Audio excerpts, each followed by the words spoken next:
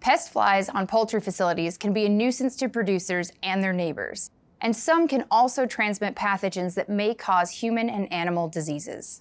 So what is the best method to control flies? Hi, I'm Erica Machtinger, veterinary entomologist at Penn State. You can use Integrated Pest Management, or IPM, to control pests in an effective and environmentally safe way.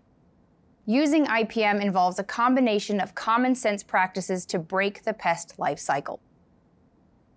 Manure and waste management practices, called cultural control methods, are the foundation of IPM and filth fly prevention. Keeping facilities clean is not only good for biosecurity and general bird health, but can also reduce or eliminate areas where flies can develop.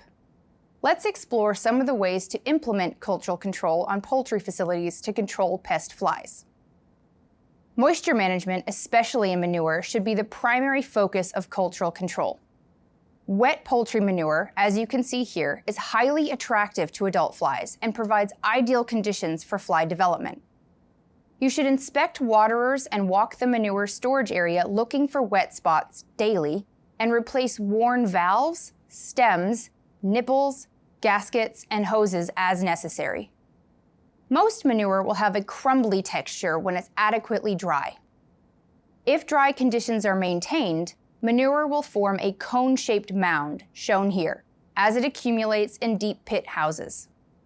It is important to routinely check the shape of the manure in your pits. Manure structure that is flatter or rounded may indicate manure that is too wet. Manure storage is as important as routine management. Once you move the manure outside, rain can make it moist enough for fly development. To avoid this, you can cover the manure with 6 mil plastic material held in place by heavy cinder blocks, wood, or similar items, as shown here. You can spread a thin layer of manure on fields to dry it faster, as shown here. Ideally, manure should be turned into the existing soil. It is optimal to spread manure during cooler weather when the flies are not as active and development times will be longer. The combination of small amounts of manure and lower moisture content will reduce the likelihood of fly development. In addition to manure management, other routine sanitation practices are also important in fly control. Remove dead birds daily and dispose of them immediately by burying, composting, or incinerating. If birds are to be rendered, store them in tightly sealed containers or freeze them until transport. Broken eggs left on the manure or in the bird areas provide an attractive food source for flies.